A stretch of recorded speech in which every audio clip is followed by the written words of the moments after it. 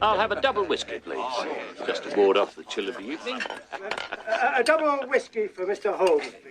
A toast. The greatest detective in all the world. Thank you, gentlemen. I am touched. I can vouch for that. You, sir, remind me of someone I once encountered during the curious affair of the Manchurian Mambo. Holmes, could I have a word? Yes? I believe that was the Manchurian Mamba, Holmes. Mambo? What's the difference? Oh, very little, other than one is a deadly poisonous snake and the other is a rather festive Caribbean dance. It was a night just like any other, when someone knocked at the door. I opened it, and there were these Manchurians, doing this rather festive Caribbean dance. Manchurian Mambo. Steady, Watson. Just get through it one more time. Then you're rid of the fellow. What a pleasant thought. The following film podcast frequently contains adult content, including foul language and descriptions of adult situations. Spoilers for the films discussed occur often. Listener discretion is advised. Now take it away, Dr. Rausch.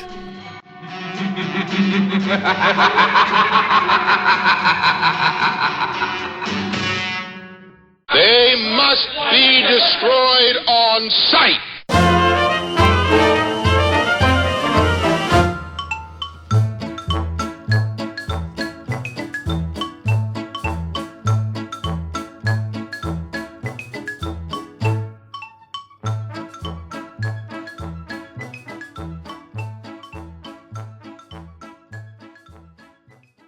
All right, we're back, and it's They Must Be Destroyed on Sight, episode 181. And I'm your host, Lee, blunt excrement Russell, joined by my co-host, Daniel, the faint, sweet odor of blackmail, Harper. How you doing, sir? I am not blackmailing anyone, nor am I being blackmailed. I guess I don't have that odor around me currently, although I am planning on doing some blackmail soon, so I'll let you know exactly what that smells like.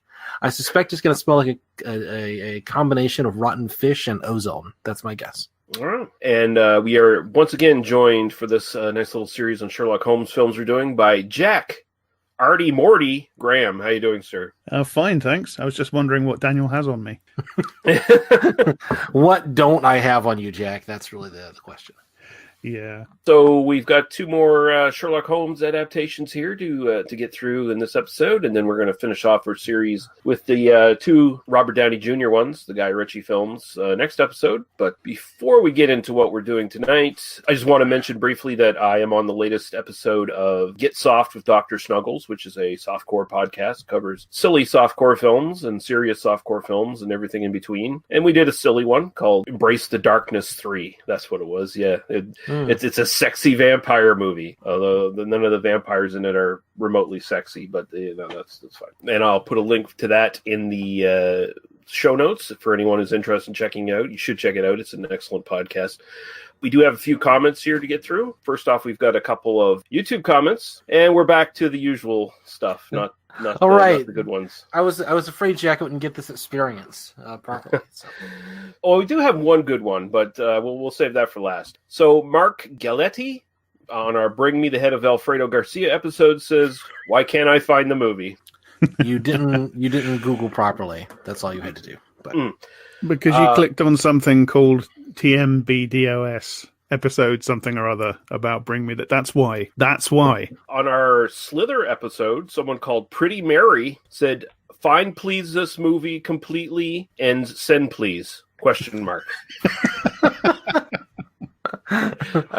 That one should be really easy to find, honestly. Like yeah, okay, it's fine. That's one of your more coherent YouTube comments. Sadly, it is. I mean, to be fair here, that's probably someone who doesn't have English as a first language typing that in, right? So, well, that seems to be most people on the internet. So, I guess, yeah. Kind of almost by definition, right? Like that's not even like default YouTube user. Yeah. And now on to a good one. Shadowman4710 is back again with a comment on our latest episode and said, "It's been years since I saw Hound of the Baskervilles, but I distinctly remember being disappointed when I found out that Christopher Lee was playing a supporting role. Peter Cushing, on the other hand, is excellent as Holmes. I forgot about some of the weirder plot points that are in this film. I'll have to find this and rewatch. Some interesting points about Moriarty here. I never thought about how incongruous it is to have a mathematics professor as a crime boss. But yeah, it doesn't make much sense, does it? I agree, by the way, about Jared Harris. He's an excellent Moriarty, maybe the best one I've seen, and I think nails the character as envisioned by Doyle. So there you go. That's good. I don't know if he nails the character as envisaged by Doyle, but I really like him. Whenever I think of the character as envisioned by Doyle, I immediately go to the picture from the original text. He looks like a reptile with a large forehead and all that. Yeah. But he just looks like the traditional depiction of Holmes, but old. True, yeah. Moving on, Jeff Williams with his spooky recommendation of the week, not spoopy. Good. And this one is Habit from 1995. Larry Fessenden wrote, directed, and stars in this intelligent cinema verite style horror film about a likable, underachieving New York intellectual who, while going through some personal turmoil, meets up with a mysterious young woman at a Halloween party and slowly begins to suspect she's a vampire. Is he correct in his suspicion, or is his own addictions and physiological demons overtaking him? And I've heard about this one. I don't think I've seen this one. So I've never heard of that. So man. Yeah, funny for a film from 1995. You think I would go, oh right, I remember seeing that on Hey Cable or something back in the day, but no. I don't think this one got around much. I think it's an independent film, so I don't even know if it got picked up by any big distributor or anything like that. But yeah, I'll bet it's on Rare Lust, which is also where you can find almost all the films we cover on this podcast. Oh, so there you go. YouTube commenters who keep giving us bullshit. Anyway, that's what I should do for now on. Is like whenever they ask a question like this, just link Rare Lust. Have fun. Right. Yeah. All right, so we're going to take a quick break, and we're going to come back, and we're going to be talking about another Basil Rathbone Sherlock Holmes adaptation, and it's going to be The Woman in Green. Broadcasting from the cursed earth, the Psychosemanticast. Let us face, without panic, the reality of our time. The fact that atom bombs may someday be dropped on our cities. And let us prepare for survival by understanding the weapon that threatens us. To have an ignorant, thin-skinned megalomaniac who sends off Twitters at 3 a.m. if somebody angered him. Neo-Nazis turning up in Washington, D.C. to have a rally saying Heil Trump. We talk about politics. I knew I couldn't trust you corporate greaseballs. We talk about movies. You can't come down here and arrest people just because of what they look like. Are you crazy? But that's police harassment. We talk about political movies. We're in trouble. The whole world's in trouble. They're all around us and we never knew it. You can only see them with these special glasses. The Psychosemanticast.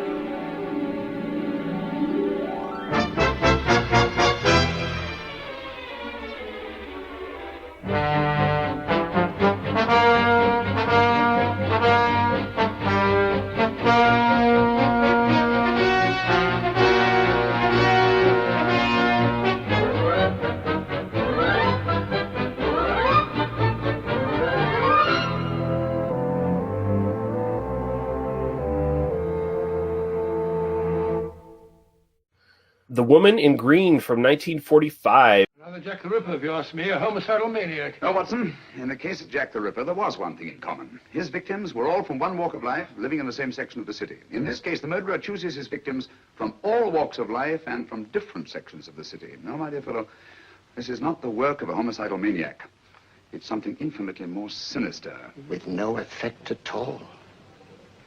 Still, it might make you a little drowsy. Like the white ribbon of road at night when you're driving. You'll find them soon now. The guilty ones. When you're rested. Gentle waters closing over you. Steady. Deep. Strong. Drawing you down. Directed by Roy William Neill, written by Bertram Milhauser and Arthur Conan Doyle, Basil Rathbone and Nigel Bruce as Holmes and Watson, Hilary Brooke as Lydia Marlowe, Henry Daniel as Professor Moriarty, Paul Canova as Sir George Fenwick, Matthew Bolton as Inspector Gregson, Eve Amber as Maud Fenwick, Frederick Warlock as Dr. Onslow, Tom Bryson as Corporal Williams, Sally Shepard as Crandon, Marlowe's maid, and Mary Gordon as Miss Hudson. And the synopsis for this one is: a serial killer appears to be on the loose in London, and Sherlock Holmes assists Inspector Gregson of Scotland Yard in the investigation. Holmes is brought into the case when Maud Fenwick asks him to investigate her father, Sir George Fenwick, who has been acting very oddly of late. Holmes has seen him in a hotel bar a few nights before with a very attractive and mysterious woman. He traces her to a club for hypnotists and eventually to his archenemy, Professor Moriarty. And that's from Gary KMCD, yet again. Yeah, I guess that kind of scratches the surface of what's going on, but there's definitely a lot more going on in this one. We'll throw it over to Jack for his general thoughts on this. Yeah, that does only really scratch the surface, doesn't it? Like the Spider-Woman. There's a lot of plot in this one. And yeah, some of it's really weird. I basically like all of these. So yeah, I like this. Surprise, surprise. It's one of the odder entries, I would say. We're doing this because the idea of Moriarty as a serial killer came up in one of our previous episodes, and this is about as close as these films ever come to doing that, because what's happening in this, as I outlined in the other episode, is that Moriarty's got this scheme going where he's it seems like it's him doing it as well, because we don't actually find out who's actually murdering the young women, do we? I feel like there was a lot cut out of this. It does feel like there was a couple of scenes cut there, wasn't it? But is it actually? I don't know. It seems like it's Moriarty actually murdering women off the streets of London, sort of Jack the Ripper style. I suspected it was the doctor character that he has with him, that crazy doctor, because he's got that doll in one scene. And that's why I say it feels like there was maybe bits that were like left on the floor for this. Yeah. Like there was maybe a whole subplot with that doctor sort of stalking around the shadows, knifing women, you know? Like, yeah, it does feel like that, doesn't it? Although it's hard to imagine that character doing that. I think he's probably cutting the fingers off, because they make a big deal about how the fingers are cut off cleanly. So it must have been a surgeon, you know, because only a surgeon could cut a finger off cleanly, of course. But yeah, Moriarty's plan is murder young women off the streets, Jack the Ripper style, cut their fingers off, plant the fingers in the pockets of rich men who they've previously gotten their Confederate Lydia Marlowe. He's got his Confederate Lydia Marlowe, who's this incredibly attractive hypnotist woman, to hypnotize.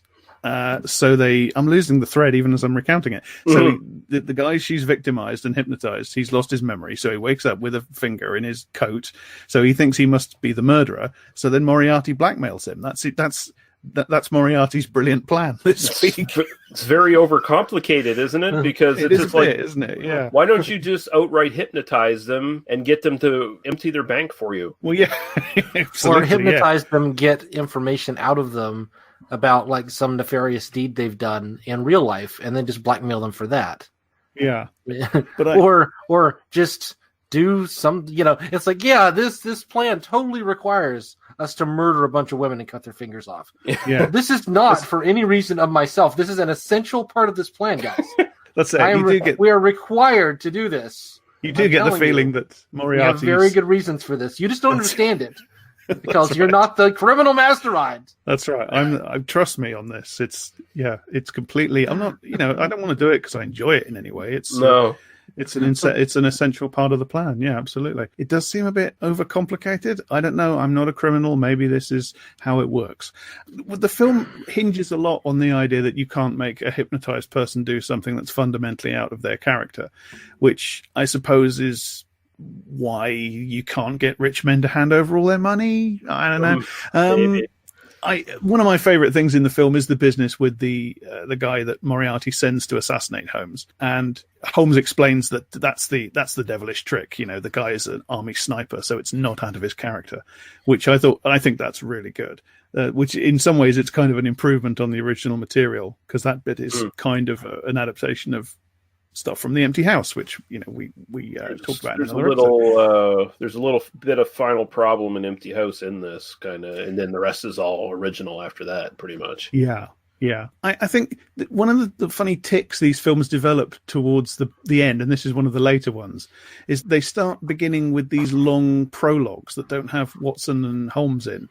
And this is one of those. There's quite a lot of movie before Holmes turns up. There's a lot of business in the police commissioner's office with sort of, I think it's meant to be funny stuff about windows being opened and closed and guys with their arms folded. And I think we're meant to find all this incredibly amusing. And I think everybody's just sitting there going, get the fuck on with it, guys.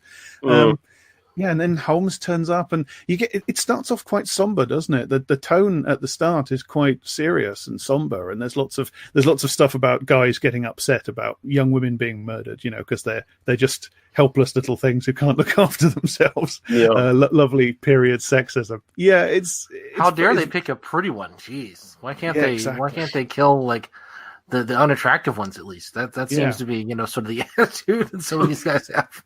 One of the useless, ugly ones. Not there for any reason, you can have them. Also, just throw it in here, horny Watson. That's a sight to behold. Oh, yeah.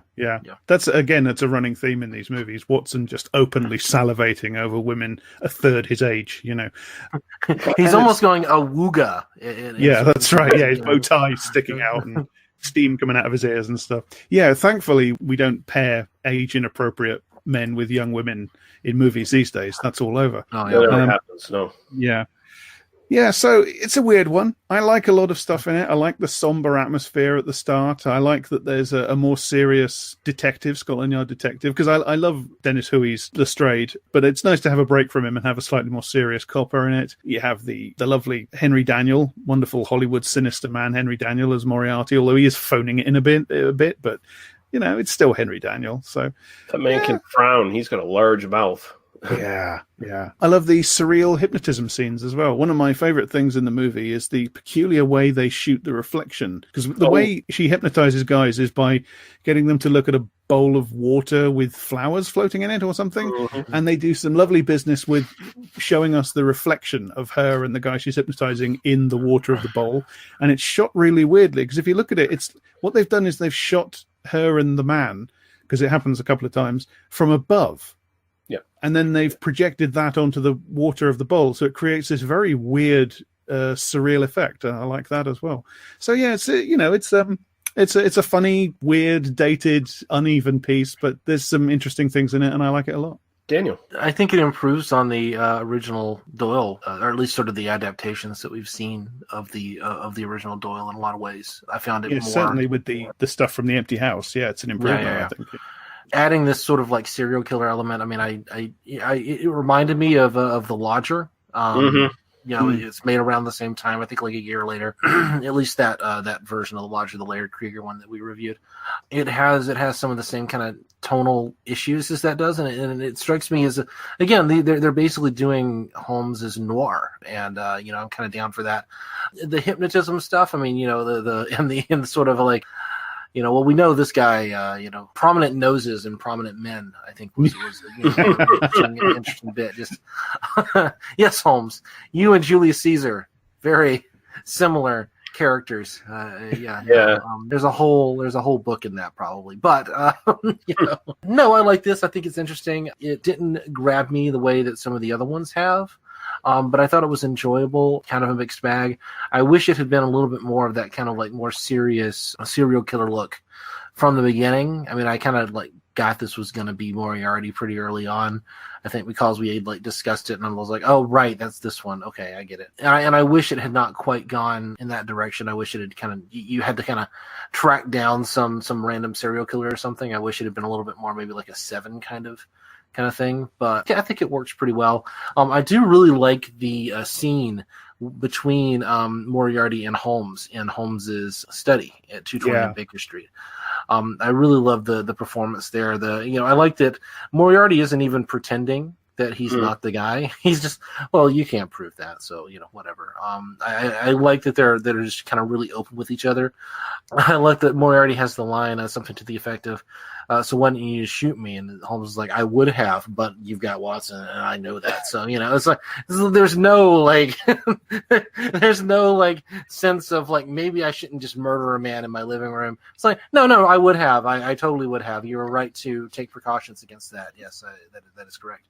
I kind of I don't know how Holmes that feels, but it does feel. I do like this version of Holmes who just has that slightly more bloodthirsty attitude towards it. And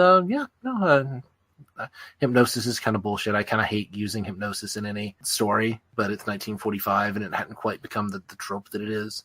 I feel like it's kind of a get out of jail free card. Oh, they were hypnotized, so much that it's we're more used to seeing it in things like The Naked Gun, where it's a comedy effect as opposed to something that we're supposed to take remotely seriously. So I think that comic situation scenario of turning O.J. Simpson into a killer. Yeah, it never would happen in real life. So. Anyway, yeah, it's enjoyable. It's got a lot of tropey stuff from the 40s, and your tolerance for this is going to be basically built on that. But I like it a lot. I always love the Rathbone Nigel Bruce relationship. They're so much fun together, and enjoyed. Yeah, this one was a mixed bag for me. I think I like it more than I didn't like it, but going back to what Jack was saying about the opening, I found that a bit confusing and draggy. It was like, why am I listening to this other guy who's not Watson narrate this opening? That made no sense to me. Wait a second. This Gregson guy, he's actually kind of what Watson is from the stories because he's halfway competent and he's doing a good job. And it's like, oh, maybe you just should have wrote Watson like that to begin with. But going past that, getting the narration stuff out of the way. Also in the opening, I think I have a problem with Holmes being so openly human towards people. I feel like he's too chummy with Gregson at the beginning. It's like, hey, let's go get a drink. It's like, we've got a serial killer on the loose. Let's go get a drink. Yeah. And then later on, he's like, I can't possibly stop. I haven't solved this crime yet. Literally the first thing you did when you took the case was let's go get some whiskey soda. And where do they go to? They go to this loud, fancy, cabaret entertainment club or whatever, as if he'd ever do that with anyone.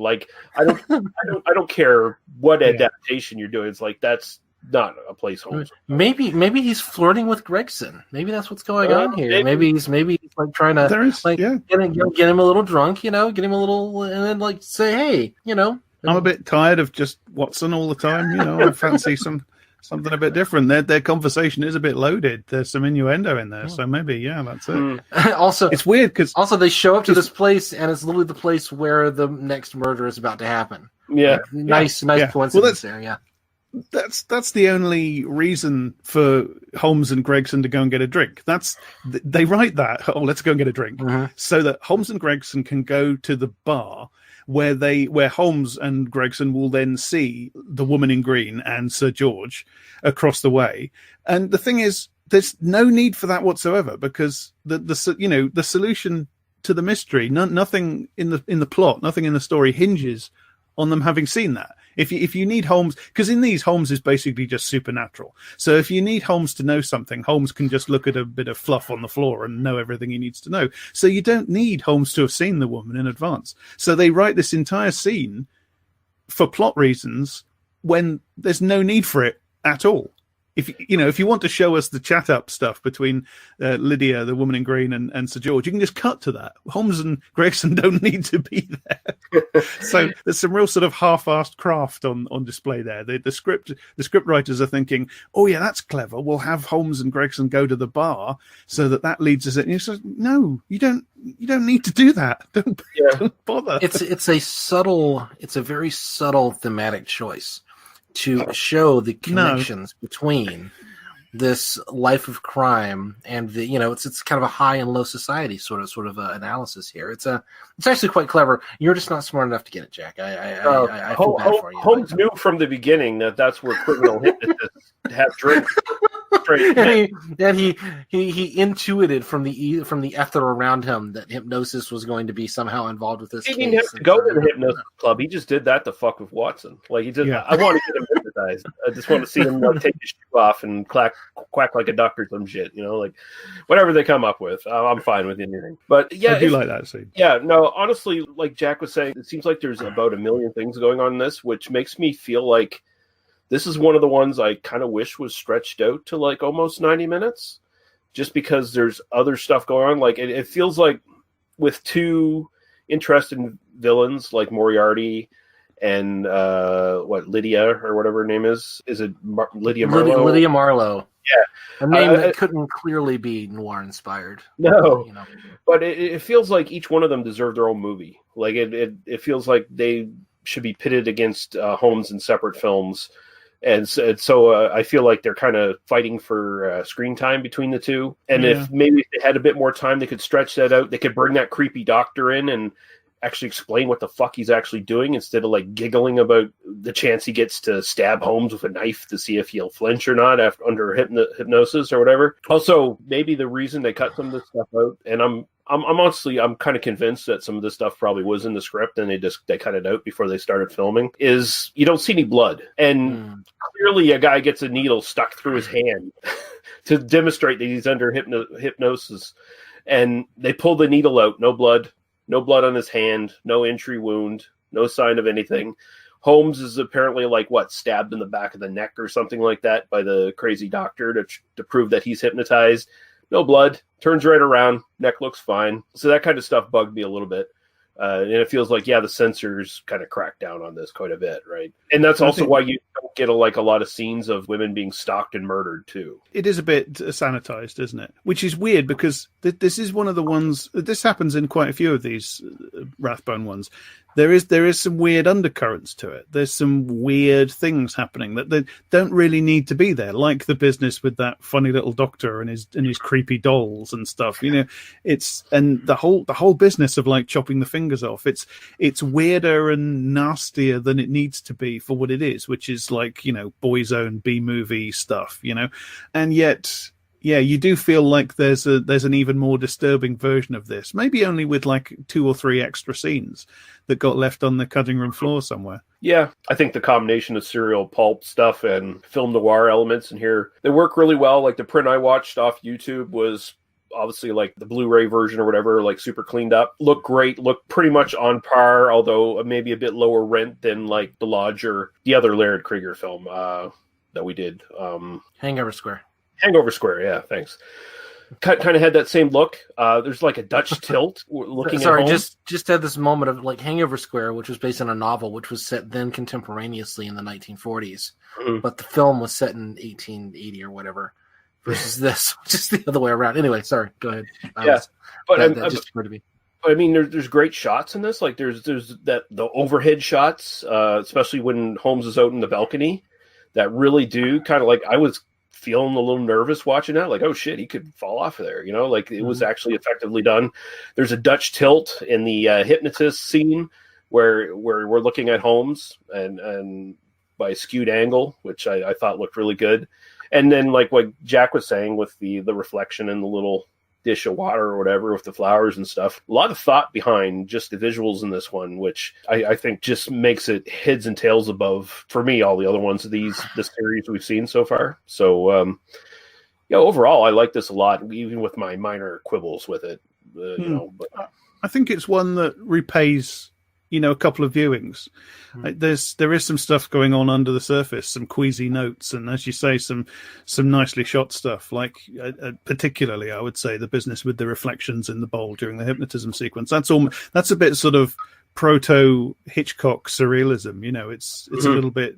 It's foreshadowing the kind of surrealism that will creep into movies in movies like Spellbound and Vertigo and so on. I do agree with you. Like it's almost a shame that we have the two villains crammed in together, because I think Lydia Marlowe, the woman in green, she could carry a film by herself, you know, as the villain. And yet, I really like this version of Moriarty. I think this is the best version of Moriarty in the Basil Rathbone movies, because there's three, and this is the best. Although I, you know, Henry Daniell is phoning it in a bit, but I still think he's the best one. And kind of Henry Daniell's whole thing is understatement. He's always very suave and calm, whatever he's doing.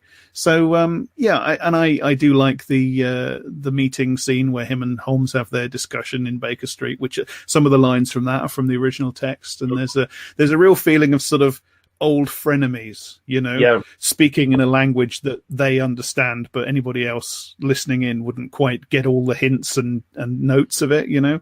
So I think this is one you need to watch a couple of times to get everything out of it. As uneven as it is, there's a lot here.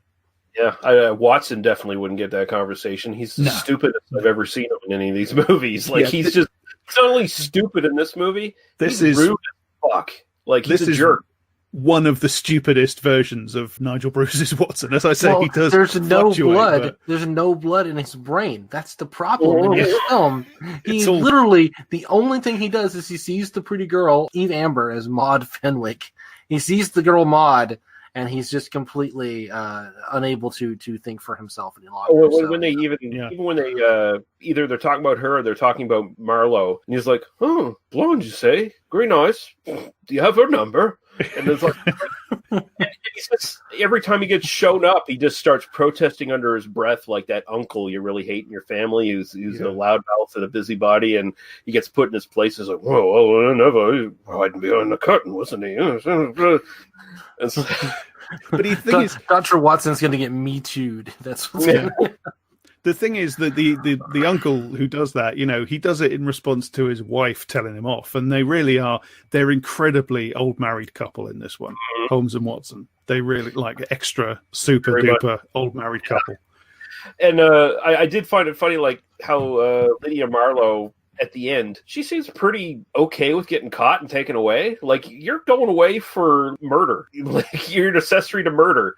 You're probably not getting out of jail. You're probably done. There's a sort of note of distaste in her performance as well. Obviously, she's not seriously bothered by the morality of anything they're doing, but she's not a sadist, is she? And Moriarty's really enjoying drawing out the process of killing Holmes, as he thinks. And she sort of says to him, do you have to draw this out? So there's a note of, you know, she doesn't quite share Moriarty's sadism. She's just immoral. Yeah. She finds it a bit vulgar. She just wants to get it done, get on with it, which is interesting, the contrast there. Yeah, and I liked Moriarty's death, too. He's like, well, no noose is going to hang me, so he jumps across the building and grabs onto a loose pipe and then just plummets to his death. And then, like, a second later, Holmes is like, well, the women of London can walk the streets safely tonight, and it's like it never happens. Like there's not a mess like 5 stories down or whatever right now. Like none of that happens. Those are for your inferiors to have to clean up. Ultimately. That's right. Yeah, yeah. It's for the plebs to come along and clean up. Lestrade has to do something in this story. You know, they're just going to call him up and be like, if you're looking for Moriarty, he's at such and such location, and bring a mop. The only thing that disappointed me here is that apparently this is the last appearance of Moriarty in the series. I guess this is like the third and last, I think. Yeah. And it just felt like the way they were positioning this, it was just, Moriarty's going to show up again because he's played by a different guy every time. So it almost feels like, this is just the guy Moriarty hypnotized to run this scheme, right?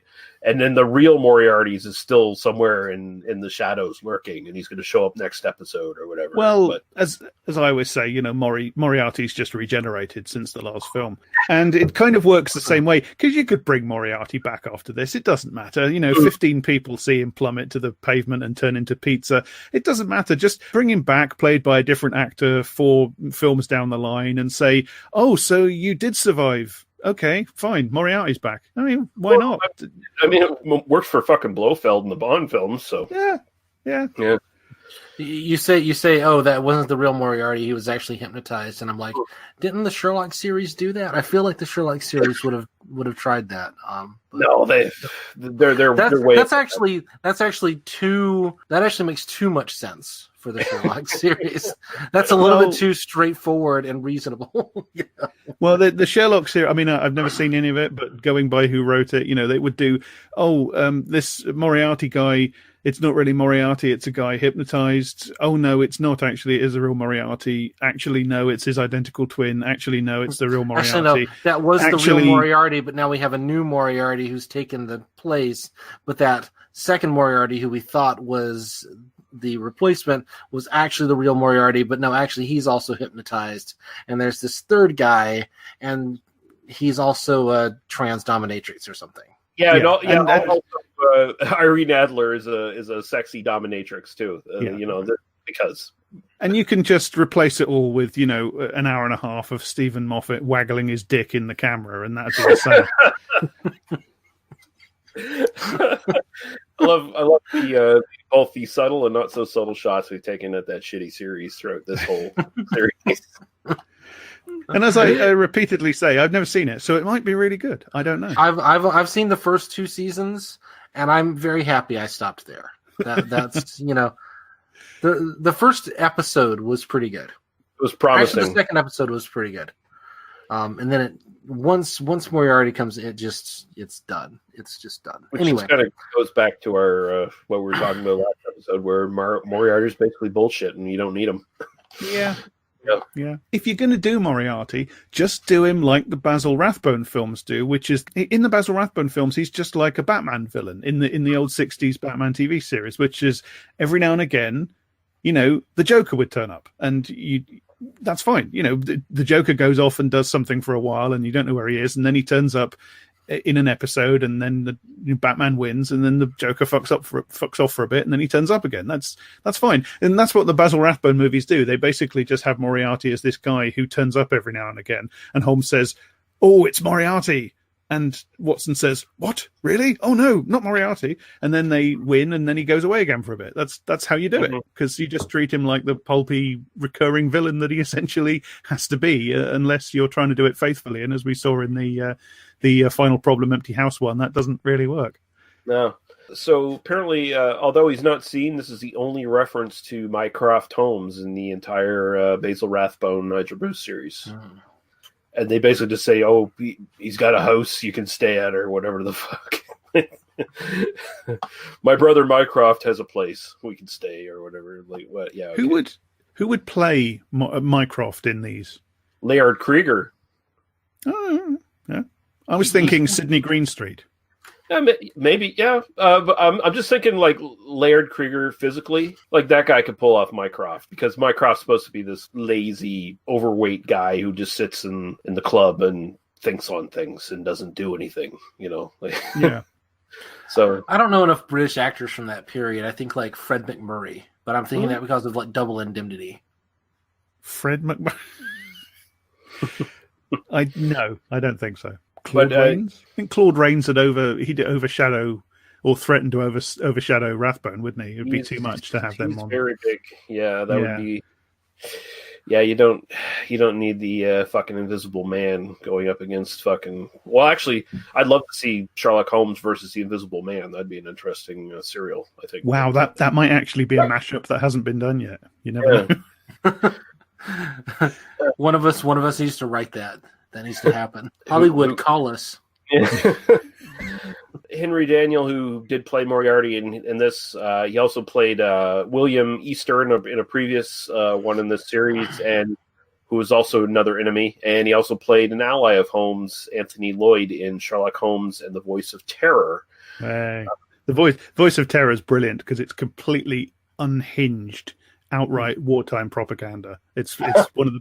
It's completely terrible, but it's great fun. Oh, I copied this from the trivia, and apparently I didn't read it all the way through.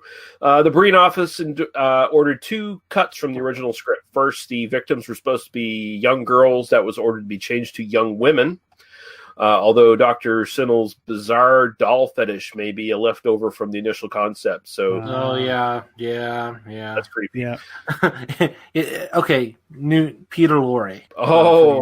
As Moriarty? Yeah, totally. No, or as the creepy doctor? I was just going with M. I was just, I just suddenly had that mental image. Yeah, man, that would overtake this serial too if Peter Lorre was in here. That would just be no. Yeah.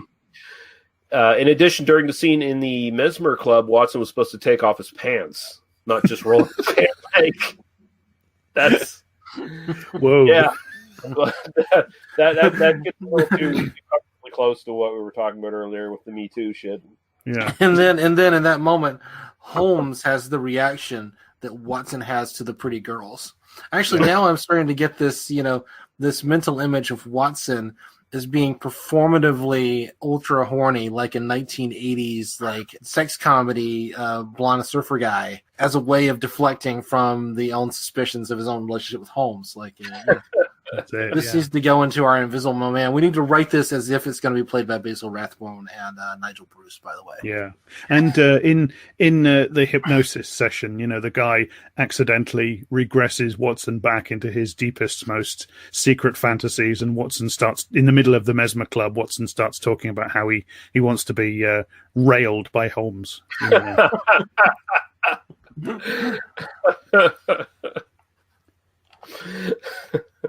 I'd like to take Holmes behind the curtain. Yeah. Yeah. Give him a 3-pipe problem. Oh, shit. Okay, we're going to play a little bit of music, and we're going to come back with our second feature Without a Clue. You ungodly warlock.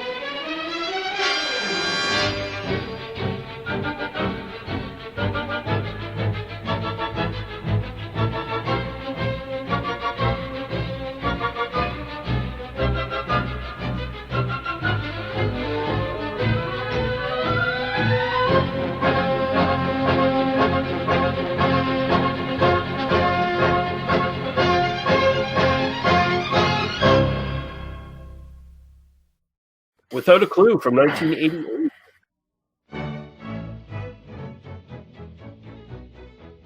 Just when you thought you knew everything about the world's greatest detective, along comes Without a Clue. It's about murder.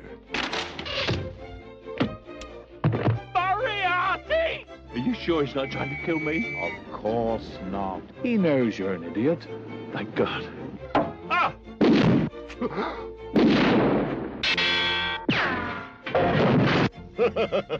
It's about kidnapping. Abducted? By whom? Abductors. Mr. Holmes! Have courage, mister! You don't know who you're dealing with, my friend. My name is Sherlock Holmes. This is a matter for professionals. Watson. It's about romance. Hello, Mr. Holmes. It's unsafe for you to sleep alone tonight. Would you like my autograph? Woo! It's all over now, my pretty one. It's about the greatest case of mistaken identity in history. Excuse me, but you are Sherlock Holmes, aren't you? Well, that depends. But it's time now for the public to learn the truth. The truth? He was an actor. Unfortunately, he was also a gambler. There's a little matter of a gambling debt. A womanizer. Me. Did it again. And a drunkard. He's been at it again. I never liked that woman. You idiot! What? Confound you! What did I say? It's the flip side of Sherlock Holmes. Have you no respect for people's privacy? Michael Caine and Ben Kingsley are Sherlock Holmes and Dr. Watson as you've never seen them before. Something's afoot. Something wrong? Without a clue. Rated PG.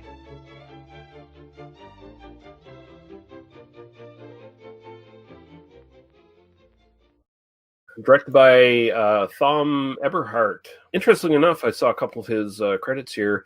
He also went on to do Captain Ron, which is probably his most well-known movie.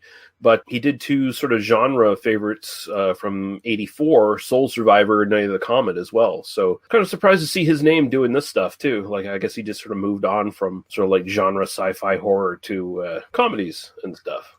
From the director of Captain Ron. That's not an introductory phrase or introductory clause you ever want to have to use ultimately. Written by Gary Murphy and Larry Strother, who this is their only movie credit. All their work. Wow, that's mysterious.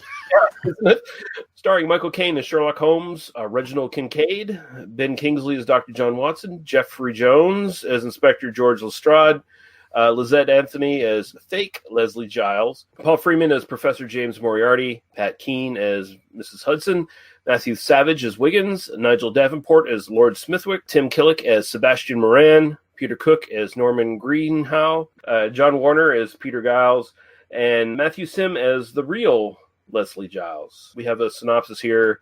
Sherlock Holmes is as dashing as ever, but with a little secret. Dr. Watson is the brains behind the operation. Watson scripts all of Holmes' solutions, having discovered that while people would believe in Holmes, no one was ready to accept Dr. Watson, crime doctor. When Reginald Kincaid, the actor he has hired to play Holmes, becomes insufferable, Watson fires him and tries to go on his own, but finds that he has done all too good of a job building Holmes up in the public's mind by John Vogel. And yeah, that's a good synopsis, I'd say, as far as just the premise. And we can get into the story here. But yeah, Jack, what are your general thoughts on this one? Okay, well, this is crap. But I kind of like it, I have to confess. You know what it feels like to me? It feels like the 90-minute pilot for a television series.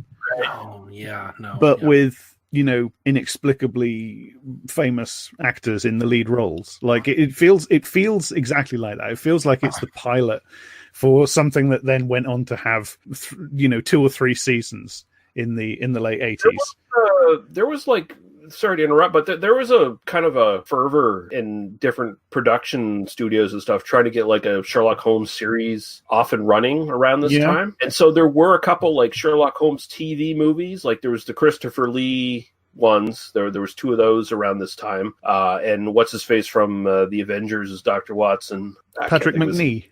Patrick McNee was Watson, yeah.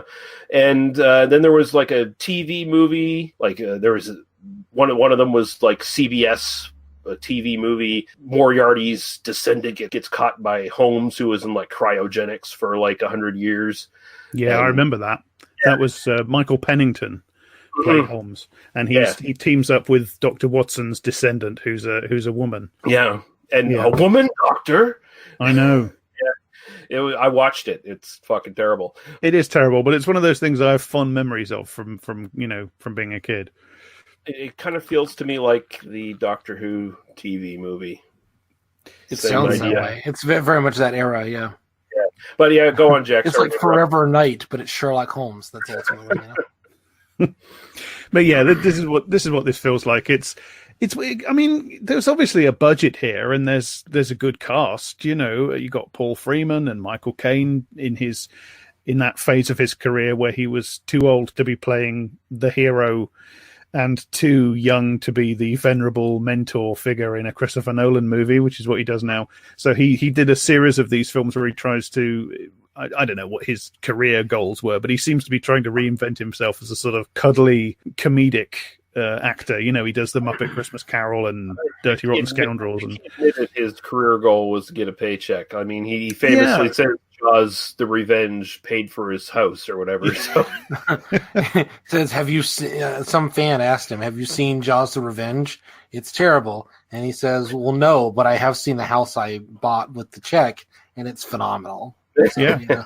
Which is completely fair enough, yeah. If I got offered fuck you money to go be in Jaws 8 or whatever, like, yeah, I would. Yeah, no, that's fine. Yes, I'll totally. Go carry your shit. Yeah, it's fine. I mean, Michael Caine's a bit of a prick about it. He puts all the money he makes offshore, so he doesn't pay tax, etc. But there you go. So yeah, it's got a good cast. It's got Ben Kingsley, who's big in the '80s because he was in Gandhi, and it's got Michael Caine, and it's got Paul Freeman as Moriarty, and Lisette Anthony, who was a fairly big deal at this time. So it's got some, and it looks. Jeffrey Jones is in it inexplicably as there's some stuff in this now when you look back. Jeffrey Jones and his pederasty. I like, he might. I'm not even gonna make the joke. It's just we're just gonna forget Jeffrey Jones exists in this film. I think okay, he's fine, but there's after, no need to talk about it anymore. After Amadeus, Jeffrey Jones is somebody who, he's a name, he's a face. So my point is that there's a good cast here, and that there's a good budget behind it. This is only a couple of years after Ferris Bueller's Day Off, and he was amazing in that, right? I mean, he's a big star. I mean, this is a big movie, right? Yeah, that's right. And yet it does look and just feel kind of cheap all the way through. It does look like a TV. It does feel like a TV movie. It feels like a TV pilot, as I say, and it's kind of plotless. The plot is incredibly perfunctory. The point of the exercise is obviously to lay out the concept. And this is why it feels like a pilot. The point of the exercise is to lay out the concept and have a very brief arc where they fall out and then they make friends again, and then it's back to business as usual, which is exactly why it feels like a pilot, because it's like we're telling you the premise, we're setting you up for the series to come. So I really do suspect this started life as a pitch for a TV show. I don't know. The concept is kind of obvious, and they don't really do as much with it as they could have done with it. It's one of those things where the concept is so good, and the delivery is just, it's not particularly, all the jokes are pretty predictable and by the numbers, and it's somebody's fallen over and somebody's hit their head on something and somebody's made a joke about how Sherlock Holmes is stupid, and you just rinse and repeat for an hour and a half. Yeah. But, I don't know. The cast are charming, and the whole thing just feels like a fun run around. And yeah, and unless you're the sort of person that just can't switch your brain off and watch crap for an hour and a half, I respect that. If you're just one of those people that can't do that, then that's fine. This isn't for you. But I'm quite capable of. Yeah, it's a stupid comedy film about how Sherlock Holmes is an idiot and Watson is the clever guy, starring Ben Kingsley and Michael Caine. And it's only 90 minutes long, and you can watch it without having to think about it. So yeah, that's fine with me for once in a while. Yeah. Yeah, Daniel. I'm going to take you on a journey here. Oh boy, just a little bit. I had seen this before. I'd seen it once. I went through a little bit of a watching Sherlock Holmes movies randomly when you got discs from Netflix, and I would do the thing of getting the disc from Netflix, and I would get home from work just early enough to watch a movie and then run to the post office and put it back in so I could get a movie literally every day. And it was pretty awesome. And I did that for about 4 months and watched a ton of stuff in that period. Anyway, so I'd seen this before, just FYI. I saw on a Twitter thread the other day somebody talking about the Marvel films and saying that, and kind of relating it to William Goldman's adage from Adventures in the Screen Trade, which is a book that I think everybody listening to this knows that had a big influence on me. I read it when I was 18 or 19 years old. I think there's a lot that we can still learn from that book, particularly if you're interested in kind of cinema of the kind of late 60s to early 80s, essentially. Goldman has the adage, nobody knows anything, as a way of kind of talking about the films. In terms of the way studios make films, they put a ton of money into projects that end up being completely stupid for like really obvious reasons in retrospect, right? And so like everybody's on a crapshoot and everybody's terrified, and it explains so much of Hollywood at that time, just understanding that. And then this Twitter thread kind of goes into talking about like, and the thing with like modern franchise entertainment, the thing with like the Marvel movies and the Harry Potter movies, is that that's not true anymore. Marketing departments and film studios have figured out how to make these now. They've just solved the problem of how do you make $1 billion on a consistent basis. Well, you put this kind of elements in, like they've figured out the formula, and so they can just kind of churn this stuff out and make their money, and they don't have to do weird shit anymore and put any kind of money behind it. If they do it, it's only to kind of give it to a filmmaker to just make something so that that filmmaker will continue to work with them or as a cherry on top or whatever. And I think that explains sort of the modern film industry. I find that really compelling as sort of it's something I've been thinking about. The reason I say that is that like you look at a film like this and it's very clearly trying to go through the Sid Field formula picture. Sid Field wrote story, and he wrote like he was kind of that screenwriting god for roughly 20-25 years. I think now he's a little bit less. We've just kind of moved past that idea, but he was like kind of that like, we're going to build the 3-act structure. We're going to have like, beats here, and here. And if you watch this film, it's trying to force something that should be kind of a quirky little comedy with sort of interesting kind of side notes and sort of just kind of a weird like nerd thing into this kind of like big budget formula. Like, this is how we're going to make money out of this kind of concept. I think the concept, I mean, Jack says, is I think, I remember this for everything I remember about this is from the first like 30 minutes or so. I remember you see, but you do not observe. And I see like the dynamics between Ben Kingsley and Michael Caine, the sort of that sort of commentary between them, the banter that they have. Michael Caine is kind of the womanizer, like gambling kind of actor who's like obsessed with like that one time he was like mentioned, and even, this kind of vainglorious actor, right? I kind of love all that aspect.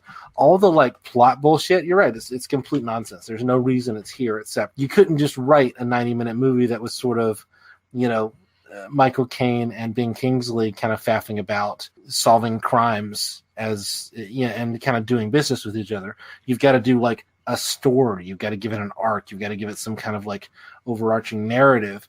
And ultimately, all that stuff is completely forgettable. I rewatched this movie yesterday, and I've forgotten everything that happens past the first 45 minutes. I have one note. And it was literally based on the fact that they have video game barrels, big 55-gallon barrels, that are literally marked solvent in big, like, black letters, which does not meet modern MSDS, signage categorization. Maybe that passed muster in Victorian England, but, like, solvent is not exactly a descriptive term. And I just felt like there should be somebody with a machine gun blowing them up. Like the film, it's perfectly entertaining. It's very 80s, and it's very 80s in that like predictable, like I watched a bunch of these on cable when I was a kid kind of way. It feels very, it just fits into that formula. But the problem is that it's hampered by that. They haven't figured out how to do this in the kind of the entertaining way. They haven't figured out how to kind of take the real thing that you kind of give to mass audiences to make it work, and kind of put kind of quirky stuff into it to kind of make it interesting and fun. And that's why I think a lot of these 80s films are getting remakes. I'd love to see a remake of this. Like, you sign me up for like a really well-made remake of this. I am down for that, because I think there is like real potential here, but it fits into this 80s movie franchise bullshit. And it just fundamentally doesn't work as a narrative. So yeah. This movie's bullshit. Like, it's not even 90 minutes. It's like 107 minutes of bullshit. Right. Oh yeah, no, it's well longer than, it definitely overstays its welcome by at least 25 minutes. This is the 1980s. This is the decade of fucking 90-minute movies. Like, that's the cutoff. Well, 90-minute comedies at that. Like, I mean, we're so used to like that, like kind of, it's 91 minutes. It's funny. Come watch it. It's great. That being said, I did laugh quite a bit in this. Like, I enjoy the banter between Caine and Kingsley. I think they make a pretty good duo, and it's like, yeah, you could see where someone would like pitch a franchise with these two because they do have good chemistry, and it might be good, you know, if it's the script was competent. But this is just them going through a series of shit. There's a lot of good lines, good performances from everybody. I think that's across the board pretty much true. I enjoy seeing that even though even a fake Sherlock Holmes is a substance abuser and an asshole. Like he's just he doesn't have the high class drugs like cocaine or anything. He just gets drunk all the time, but he's still a big major fucking asshole and a Me Too proponent as well. He's trying to use his persona as Sherlock Holmes to Me Too Lizette Anthony, which, you know, good taste, but inappropriate way to do it, sir. He does pinch the girl's bum in the pub, you know, which is, you know, and then when she demands like, oh, who did that? What? And then like, oh, I'm sorry, and then he does it again. So he's like, no, let me use my powers of deduction to discover who pinched your bottom, madam, and then he pinches her again. Yeah. Oh, it was me. Oh, yeah. Yeah, you're drunk, Michael Caine. Go home. Yeah, I do kind of like there's a bit of a charm to some of the sort of slapsticky comedy in this, and there's a bit of absurdist kind of stuff going on that feels like badly written Monty Python skits to a certain extent. Some of the stuff, you know, Monty Python without the wit and intelligence. It's just, oh yeah, the basest Monty Python doing slapstick kind of stuff in some of these sequences. And it feels mostly inconsequential until you get to the cutoff point at about after an hour, where all of a sudden a random dock worker gets knifed in the throat. And, and then I'm like, whoa, this kind of took a turn. Like, yeah, no, I get it. Lightweight comedy. And now all of a sudden Moriarty's got his vastly ruined Sebastian Moran character as just a thug who knifes people in the throat for him. That's the kind of tonal shift that we could expect in a film like sort of post Tarantino, Kevin Smith, Robert Rodriguez era, where we're going to mix like this kind of broad comedy with some edge to it, with kind of a darker, you know, some of those elements with a little bit of action. Like, yeah. And again, it just feels like, you know, that Hollywood just didn't know how to do this at this point. You know, it's so badly placed. It comes out of nowhere. We've got a full hour, and it's just basically harmless light comedy. And then all of a sudden, this poor dock worker shows up at the wrong point, and in time, Moriarty's like, "Well, that's it for him. Knife him in the throat." I feel like I think this film would actually be considerably improved if its overall tone was actually more serious. Like, this suffers from that thing that you get a lot in comedy, where everybody turns up thinking, right, we're doing a comedy. So obviously the writers, they haven't thought about the tone beyond it's a comedy. So, you know, every other thing that the Holmes character says has to be stupid, you know, a malapropism, or he fails to understand something simple. And lots of people fall over things and make noises when they're trying to be quiet, and people get hit on the head. And, you know, that's just what you do because it's a comedy. Well, no, that doesn't follow, because not all comedies are like that. That's a particular type of comedy. You know, not all comedy is farce and physical comedy. And not all comedy is quips, and it veers back and forth between slapstick and sitcom, and it's just like everything is comedic, you know. And Lestrade is obviously, you know, he's an overblown, pompous version of Lestrade, and you have the bigwig guy, so whatever it is, and he's playing it very much in this comedy way, and just everything is done as comedy. Paul Freeman turns up as Moriarty, and he's practically twirling a moustache, etc.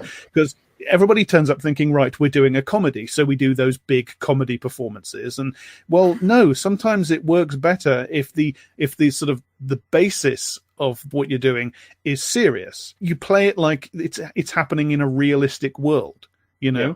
And I feel like this film would be considerably improved if somebody just thought about the tone and said, "What, this is a comedy, sure, but the comedy should arise from, you know, something other than people, you know, one of the characters is a total idiot and falls over a lot, etc."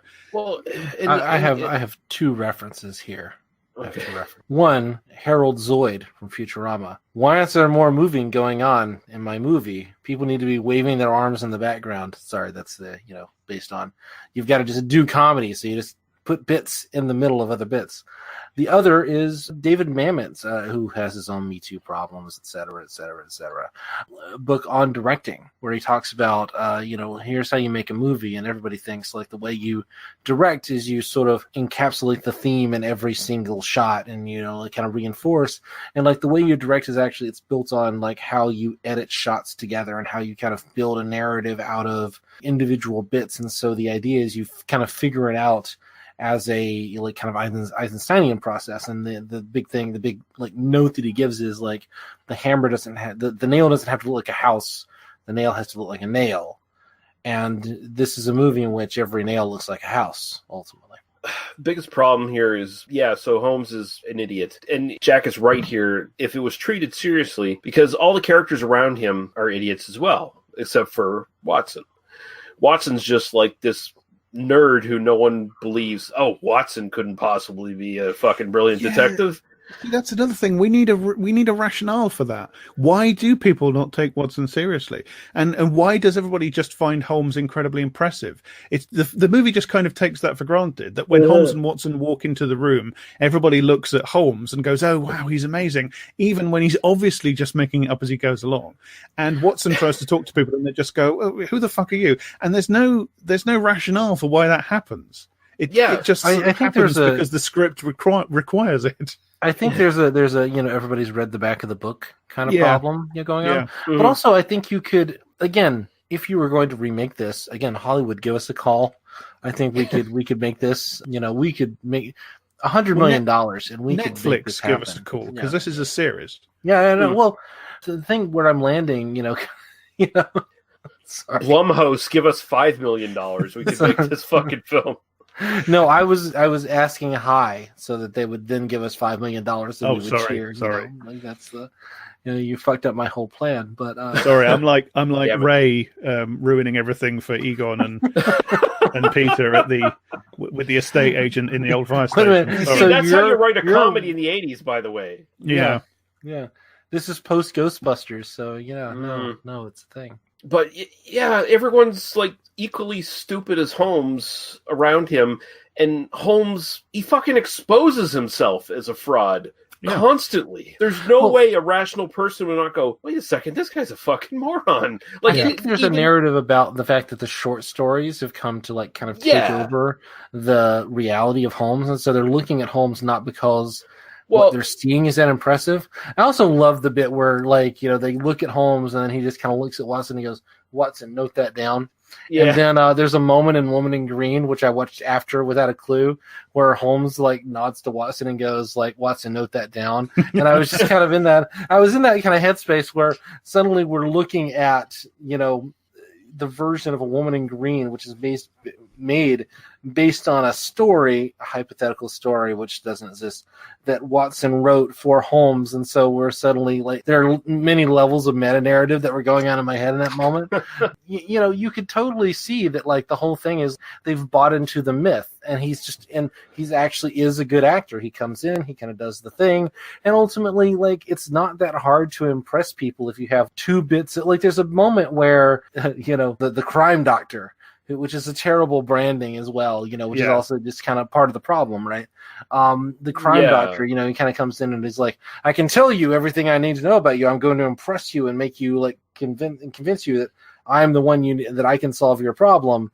And then he gives them, like 4 like facts, and they just kind of, this is twaddle. This is your nonsense. Tricks, Watson. And then he gives the exact same bits to Michael Caine when they're kind of in the back room. And Michael Caine comes down and goes, I can tell you've recently been to India. And it's like, brilliant. And so there is this sort of like thing in which the celebrity itself, like the narrative itself, feeds into that. That's potentially really good stuff. The film really needs to bring that out. Right. The film doesn't do that. The film kind of gives us that, but again, that's just kind of part of the, like it gives us that joke, it gives us that good moment. It doesn't do anything thematically with it, and that's, again, they haven't figured out how to do this yet. Because they think we're writing a comedy, so we just got to have a gag every 3 lines, and you just chuck everything, every gag you can come up with at the wall. And of course, what you end up with when you do that is you end up with loads of things, and this movie suffers terribly from this. Things that aren't actually jokes, but are just joke shaped. There's loads of them in this that, and it's painful at times. But yeah, if they actually gave it a bit more thought, like the idea that people find this guy impressive and plausible just because he's incredibly good looking and charismatic and a good actor, and because they've been taken in by the version of this guy that they've read in the story, so they see what they expect to see. And there's the guy in the background who's much more actually intelligent, but people don't perceive it. And maybe it's because he's actually not an impressive looking guy. He could look a bit more like the Nigel Bruce version of Watson. He could be an older guy. He could be a bit fat. You could do it anyway. Watson could be portrayed as nerdy and shy, but to do that, you kind of need to recast. And I get the feeling this only got made because it was Michael Caine and Ben Kingsley. Whereas really, if you could, I mean, I haven't got anything against either of them. They're fun in the roles. But if you could get rid of them and put different people in the roles that would make more sense, you could make the script make a lot more sense that way. Who would we recast in 1987? Timothy Dalton as Holmes. Yeah, I could see that. So you got the beautiful actor. And then as Watson, Sylvester McCoy. Yeah. No, that works. That works. I like that pairing, actually. That's really good. And if we're going to do it in 2019, how better to do it than Simon Pegg and Nick Frost? Nick Frost, yeah. Yeah. Get Edgar Wright on this. Edgar Wright. We've got a movie idea for you. I know you're a fan of this podcast. I know, yeah. Absolutely, yeah. I was also thinking we won't fuck you over like Marvel did with Ant-Man. Yeah, we wouldn't do that to you, brother. No, we wouldn't do that. I was also Stop thinking... Holmes being a total idiot as well. That it's too much. Like, yeah, no, it's way over the top. Yeah. He doesn't have to be a total idiot. He could just be an actor. Yeah, he could just be an actor, and he could be, you could play into some actor stereotypes about them being precious and pompous and stuff like that, without him just being this kind of complete and utter fool. And I think if you did that, and then you made Moriarty like a deadly serious threat rather than a moustache twirling villain, the humor would arise from the idea, and you change it maybe so that Moriarty hasn't figured it out. Because I don't why did they do that? Why did they make it that Moriarty understands what's going on? You just instantly blow any sort of tension or drama in the Holmes, Watson, Moriarty triangle there. If Moriarty knows it's Watson. That's the thing. You could have a situation where Moriarty is taken in. He actually thinks Holmes is everything that Watson writes him to be. So you have a situation with a serious Moriarty who is nonetheless under that impression, where this deadly serious gangster, criminal, psychopath guy is going after this guy who he thinks is his intellectual equal with all guns blazing. And the guy is just this poor actor. He's not an idiot, but he's just an actor. So there's more comedic potential there, I think, than I was actually super disappointed by this rewatch because I had seen it as a kid and I had remembered it as being that scenario where Moriarty thought Holmes was Holmes. Yeah. Well, one of the best bits of the film is when quote unquote Holmes discovers that it's Moriarty this time, and he completely freaks out. Oh yeah, no, that's a great moment. Professor Moriarty, the guy who tried to kill me. Yeah, that homicidal maniac. He stops the fucking train to complain about it, which is beautiful. I just love that they're off in like the field by the track, and they're just like yelling at each other. It's great. Yeah, no, that was another bit that I remembered after I saw. Like, oh right, that's a great little moment. Yeah, no. And then it feels like all these outbursts because the public is constantly seeing these weird outbursts where Holmes is not being Holmes.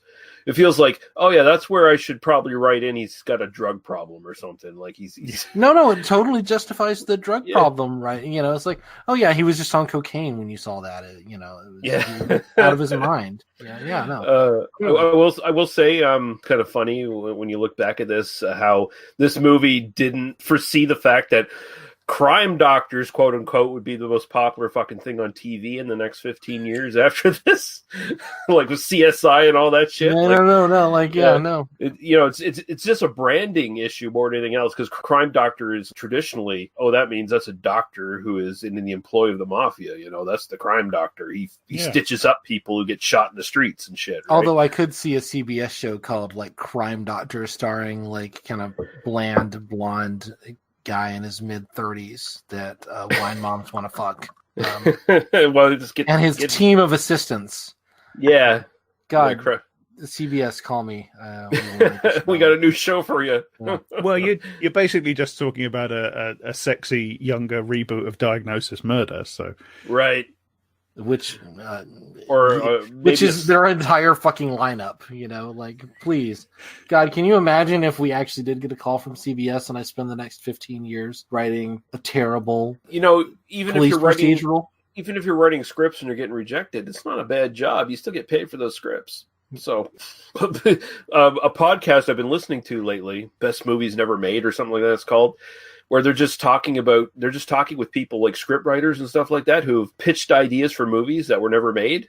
And it's like, yeah, and they're talking about how, frustrated and stuff it is, and it is a frustrating process. But at the same time, it's like a lot of these scripts they're writing, they're getting paid for them, even though they get like shelved by the studios and stuff and never There are made. people who make careers who will spend you got to be in the system, like you've got to kind of be in the radar and everything. But there are people who will literally write like 3 episodes of a television show and then go off and write spec scripts and get like paid to write them. Yep. And make a career doing that, and then like never have anything actually get made. Yeah.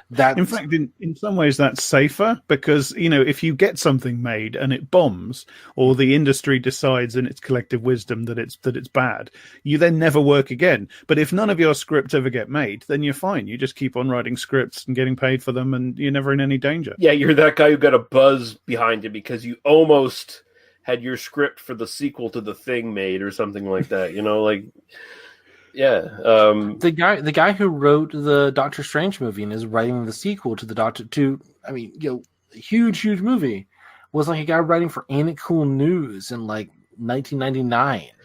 Isn't it Drew Struzan or Massaworm was his? Drew Struzan, illustrator. Yeah. What the fuck am I even thinking? Yeah, no, it's not that. It's something. Yeah, I can't believe I can't remember it right now, but no, it's the same guy. It's the same guy. Well, I can't believe I can't remember someone from Ain't It Cool News. I can't believe you don't have like perfect knowledge of Ain't It Cool News circa 1999, Lee. Harry what are you Knowles. doing on this podcast? Fuck that website. Well, there who I remember from Ain't It Cool News? I remember from the comments there was this prolific commenter called Danny Glover's Dick Blood. So much of my own history with film. There was a guy who at the time called himself Moriarty, who was the guy that I learned a lot reading that guy. And he was a guy who moved to Hollywood in 1990 and tried to make it as a screenwriter, and now he's freelancing and doing stuff. I mean, whatever. Again, move to LA. Suffer in the system for your life. Never make anything interesting. Yeah. I will say one more thing I did really get a kick out of in this film is the Shakespeare-themed sort of hotel they go to when they take a travel there. And all these rooms, I've read Shakespeare, all these rooms sound terrible. I do not want to stay in the King Lear room. I do not want to stay in the Hamlet room. These are not happy rooms. It always makes me laugh when posh people in Britain give their daughters names like Cordelia. You know what happened to her, right? Yeah, I don't even know if it was a joke. It wasn't a joke, probably. No one had any thought about it when they were writing. It's Shakespeare-themed hotel. That's fine. It's the funniest joke in the movie. It was completely unintentional. Yeah, I got a big kick out of it. I was like, oh my god, the King Lear room? You really want to fucking stay there? I don't know. I'm going to be in that room with my 3 daughters. Yeah. Ew. Yeah. Well, no, the King Lear room would just be open to the air. So, you're in there and the storm comes and you get drenched. And then this jester shows up and calls you Nuncle. That's right. Yeah, there's a shack in the corner and you have to hide in there from the lashing rain. And yeah. I love that our discussion about Without a Clue has in no way reviewed Without a Clue. I think that's something you only get at They Must Be Destroyed. There's hardly any substance to this movie. We had to create it out of thin air, basically. I was really looking forward to talking about this because I had nothing to say about the movie itself. Yeah. It's actually, I guess also one more thing I'll say, it's fun that Miss Hudson gets to be a bit of a crime fighter in this briefly. Oh yeah, that's something I like about this. There's kind of this little gang. There's Watson and Mrs. Hudson and Wiggins of the Baker Street Irregulars, sort of all tagging along together. That's potentially, again, it feels like the pilot for a TV series. 'Cause there's your extended, gang in the cast. I love the Irregulars. Your Scoopy gang. Watches. Yeah, exactly. Bits, Yeah, there's your Scoopy gang. Josh Whedon, you hack. You fucking you saw this and you knew what to do. Ripping off things and making them better, like as we know, that's Hollywood in the 90s. Yeah. One trivia piece from this: Danny DeVito and Sean Connery had been touted as to possibly portray Dr. Watson, according to the Los Angeles Times from 1988. Danny DeVito would have worked better than Ben Kingsley. Danny DeVito would have been amazing. Yeah. Sort of this little fat guy. I mean, I'm not being personal about him, but that would make more sense in terms of the way people treat Watson in the story. Danny DeVito was a Bernie supporter today, and I am not talking about electoral politics until after November 2020. I learned my lesson from 2016. You just don't talk about electoral politics on social media. It's like Fight Club. Yeah, no. But Danny DeVito is a Bernie supporter today, and has had some good tweets, and so I'm down. Danny DeVito, you and me, let's go hang out. Like, we're good. Also, he would work perfectly in this. Can only imagine what accent he would have done in 1987. Well, it couldn't be even worse than Robert Duvall's. I would like to think they would just rewrite it as he's an American expat or something. There's no way to expect Danny DeVito to come in and do. He wouldn't even do an accent. He'd just be. He would be Kevin Costner. Kevin yeah. Costner and Prince of Thieves. I'm completely fine with that, to be honest, because nobody sounds like people sounded in that period of time. So who cares? In fact, Americans today probably sound more like people in Britain sounded back then.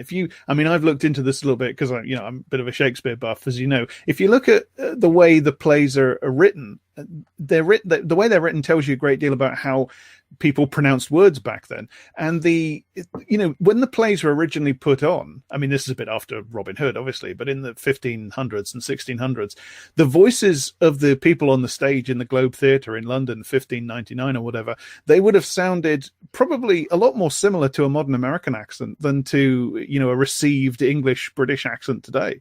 A lot of the old style pronunciation that disappeared in this country ended up getting transmitted to America.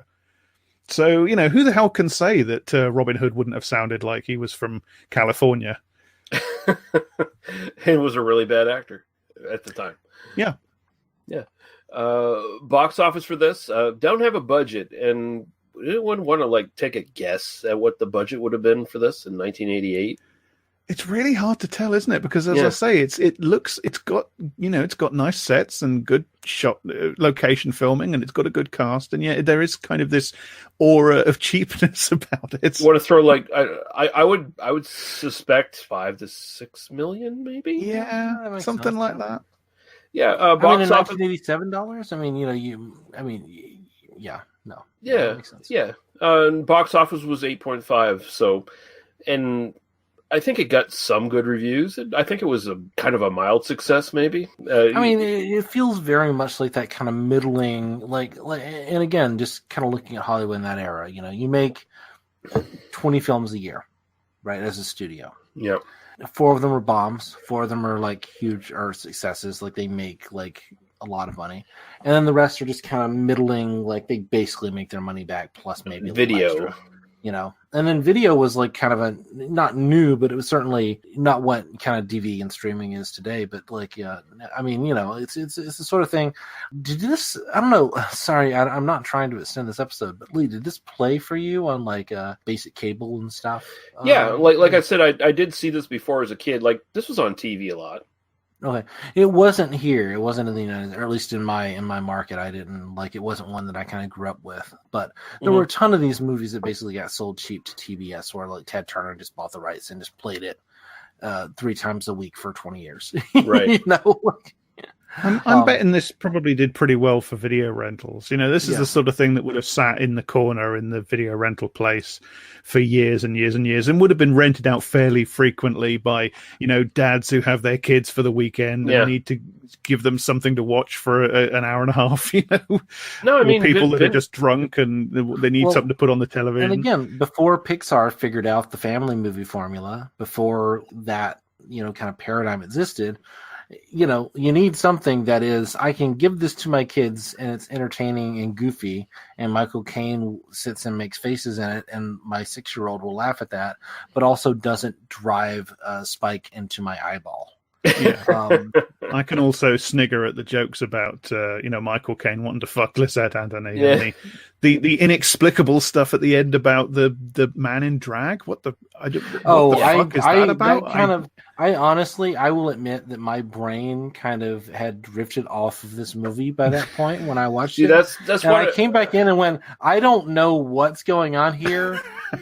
I refuse to find out. That's why I this wanted will to make me avoid it. hate this movie. This will make me hate this movie. Because whatever's happening here, that's why I'm going to get canceled for this. Just that's- talking about this movie. That's why I didn't want to go too deep into that, because Jeffrey Jones gets paired up as a romantic interest unknowingly with the cross-dressing quote-unquote daughter, and it's just like, I had this joke in the back of my mind, I'm not even going to say it. It's like, no, I'm not even going to do it. It's just, it's bad. It's a relic of a previous time, and when just bloke in a dress was a joke just by itself. Look, that's what the film says. It says, oh, we need another joke here, so bloke in a dress. There you go, that'll do. Mm-hmm. That's funny, isn't it? Yeah, it's it's an artifact, that's for sure. DVD info. Lestrade fancies her, but she's got a dick. Hilarious. Yeah. I keep no reason at all. I keep wanting to say it, but I'm not going to say it. Completely unforced error. I'm not going to make the fucking joke. I don't care. I usually don't censor myself, but I'm going to it this time because it's low hanging fruit. Low hanging fruit. That's not even the joke. I'm That's not even. Yeah. You're not even making a joke, Daniel. You're just gesturing in the general direction of a joke. I'm gesturing at the fact that you shouldn't make that joke. Yeah, that's what I'm doing. Yeah. No, I think Right your now. instinct to self-censor is probably very soundly. Yeah. MGM DVD from 2004 and Olive Films Blu-ray from 2015. If you want to pick this up, and it's probably on Rare Lust as well. I imagine this one is. It isn't. I actually bought the DVD for this because Jesus Christ! Wow. It was like $12. I mean, sure, it was not worth the $12, but it was worth the experience of enjoying it 20 years ago or 10 years ago. I was sure, fine. It's got Michael Caine in it. I I'll put it on appreciate your at some point. sacrifice. No, I put 5 minutes into trying to find it online and then just bought the DVD, which I kind of run. That's kind of how my sourcing movies for this goes at this point. Like if I can't find it in 5 minutes, it's usually worth just buying it. If you desperately want to see this, you can put Locker it. Just saying. Yeah. Or I watched it for my part. I watched it on YouTube. Did you? It's got an annoying sort of animated border around it, Yeah. But the film itself was already so annoying that I didn't find the border around it to be particularly extra annoying. So yeah, I didn't see the YouTube version. I probably would have just gone with it. Actually, no. If I saw that version, I probably would have just bought it anyway. It's one of those things. I don't know. I just feel like sure. I'll give. It's fine. I'll put it on when somebody will be over and be like, no, it'll be, we'll put on a goofy, Michael Caine movie from 1987. Yeah. All right. So, Jack, tell people where they can find you on the interwebs. Okay. Well, you can find me at my Twitter, which is @_Jack_Graham_. You will find links to and news about everything I do on there, to my blog, Shaboom Graffiti, which is part of Eruditor Press, and the various podcasts that I used to be, and occasionally still are whatever, I've forgotten how to talk, involved in, including the regular one, I Don't Speak German, that I do with your very own Daniel Harper, who's going to speak next, I expect. Yeah, Daniel, start talking. I Don't Speak German. It's a podcast about terrible people and the terrible things they say. And the specific kinds of terrible people are fucking Nazis. And I don't mean that in a sort of like vaguely like, oh, bad people, Ben Shapiro sense. I mean that in the sense of like actual genocidal people who threaten to burn my house down. Yeah. Like that's the level of people we're talking about. So if you're interested in listening to a podcast which treats these people humanely, but humorously, because they are both they're people and terrible people who believe terrible things, and also complete dipshits. Go listen to that podcast. And I do this kind of version of this plug on this podcast because everyone listening to this has heard this like 100 times, and I try to amuse you people. And so I'd like to know if this is actually amusing to people at some point. Like, I'd love to hear people say like what your favorite me plugging I Don't Speak German is over the last year. So if somebody would do that, it would be great. Anyway, you can go check that out. I Don't Speak German.libsyn.com. Otherwise, you can find me on Twitter at Daniel Lee Harper. I have a Patreon. Go give me some money if you feel like it. Otherwise, here. That's basically it. I feel like we've already done the I'm the one who actually researches Nazis and lets Daniel take the credit joke at least twice already, so I won't do it now. Yeah. Plus, you don't want them to threaten to burn your house down. It's not fair. Well, this is it. Yeah. That's why I let you take the credit, so that you can also take the risk. So, yeah, I'm not going to tell people. I'm just a really good actor. Yeah. Who took that on. And also a drunken, idiotic lecture as well. Yeah. Well, that part, that is true. Slightly on the nose, yeah. No. Yeah. If you want to, listen to more of this podcast, where they're generally the people on it are pretty good. They're not terrible people. You can go to tmbdos.podbean.com. You can find our Apple Podcasts, YouTube, and Facebook links. Facebook group. Also full of people who are not terrible. Nice little small but very cool community we have going on there. So if you want to join up to that and find out what's coming up on the podcast, that's the best place to do it. And that's where you can recommend films. Be like Jeff Williams, who is getting a whole fucking month next month of film recommendations that we're going to be covering. So, if you're prolific in doing that, some of your recommendations are going to show up on this podcast. That's all there is to it. But until then, we're going to be finishing off our Sherlock Holmes series next time in the next episode with the two Guy Ritchie, Robert Iron Downey Man Jr. 1 and 3. Iron Man 1 and 3. And that's going to be a lot of fun. So until then, thank you, gentlemen, for joining me once again. And thank you all for listening. And we will see you next episode. Goodbye.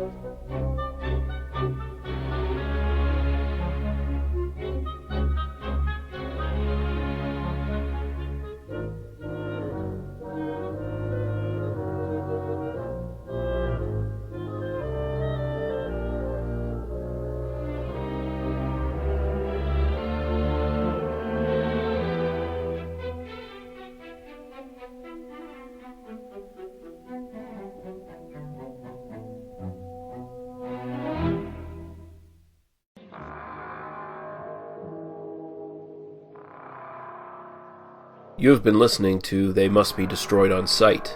For other episodes, our links to Apple Podcasts, YouTube, and our Facebook group, as well as links to podcasts and websites of similar interest, please visit us at tmbdos.podbean.com.